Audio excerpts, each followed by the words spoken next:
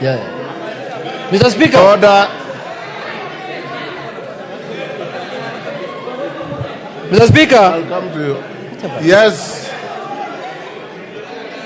Order, members. Yes, Junet. Mr. Speaker, Kaluma.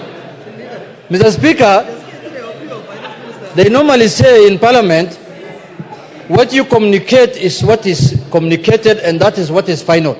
But I'm not sure whether this list is the same one, Mr. Speaker.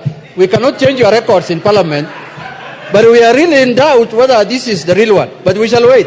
Mr. Speaker, having said that, Mr. Speaker, I want to speak on this matter and say this.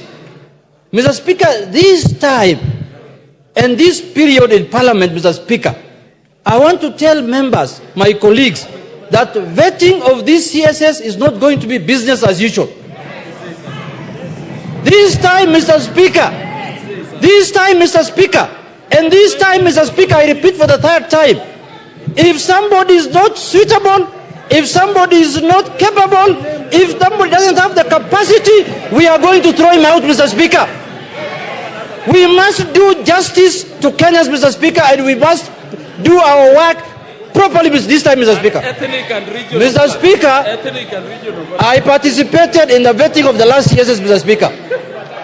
We know what people told us in that vetting, and we know there are people who have come back.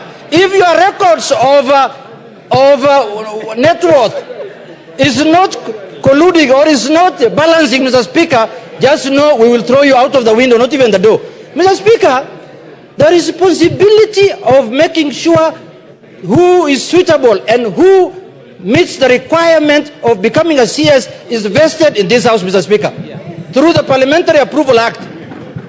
Honorable Junet, I'm finishing, Mr. Speaker. You are a member of the vetting committee. Mr. Speaker, I'm concluding, Mr. Speaker.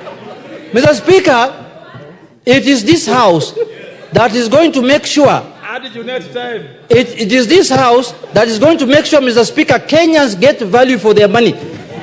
It is this House that is going to make sure, Mr. Speaker, if you know brothers and sisters who have been nominated, if you know you don't qualify, please leave early before you come to this House. This time we will put you in front of Kenyans bare, Mr. Speaker. Bare, naked bare, Mr. Speaker. Mr. Speaker, Kenyans are tired, and Kenyans are saying that they don't mind anybody becoming a CS.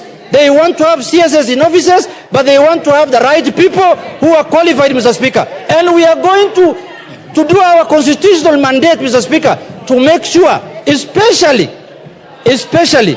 for those who are in offices before and who have been brought back, you will see what we are going to do to you people, Mr. Speaker. With those few remarks, Mr. Speaker, I am prepared in the vetting committee to kutana na hiyo watu mundu kumundu. Mundu kumundu. Thank you. Yes, Kamket.